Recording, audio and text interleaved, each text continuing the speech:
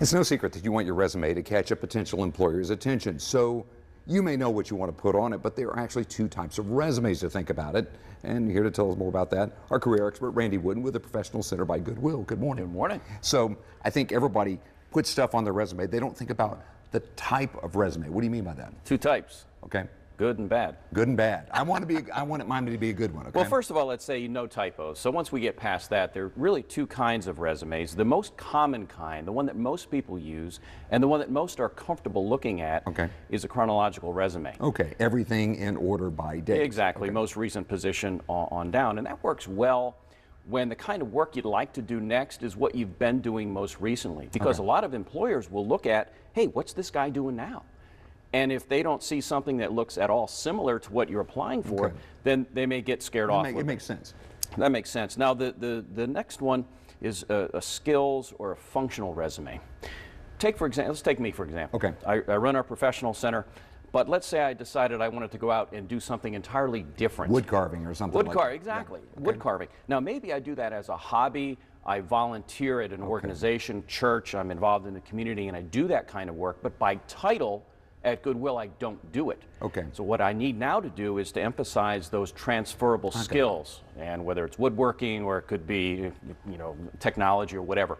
And that's the difference in the two resumes. What type of career? I mean, I guess, is it when you're going to make a career change when you would go from one to the other, or when would you employ it? Yeah, typically, if you're a square peg in a round hole, you want to go do something different from what you've done, the functional resume makes sense. The challenge is that anytime you deviate from what's comfortable for the reader, they begin to wonder, why is this guy doing something different? But here's the deal, if you don't catch their attention, just like with television, if you can't capture their attention to want to watch your program, you lose. And so you've got to give them something that hooks the reader, in this case, to want to talk to you, or at least to look at the resume in more detail. You said there are a couple of important things that need to be on any resume. Simple stuff, and we talk this all the time.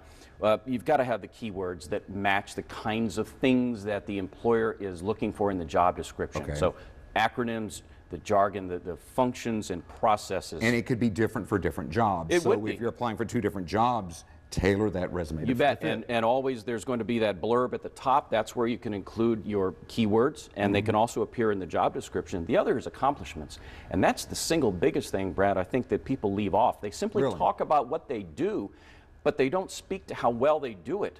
Ideally, you want to quantify with percentages and dollar amounts, or at the very least use action words: implemented, initiated, created, led, saved, reduced, that kind of thing. Do you think people get that resume and just add to it without ever fixing or tailoring? You know, they just get stuck with the same old thing, right? It's 5 pages and nobody wants to read 5 pages. It's not doing you any favors. Exactly. Customize the resume, and again, reach out to me if you have questions. We're happy to try to help you. Real quickly, you said one thing off the top. You said, of course, no typos.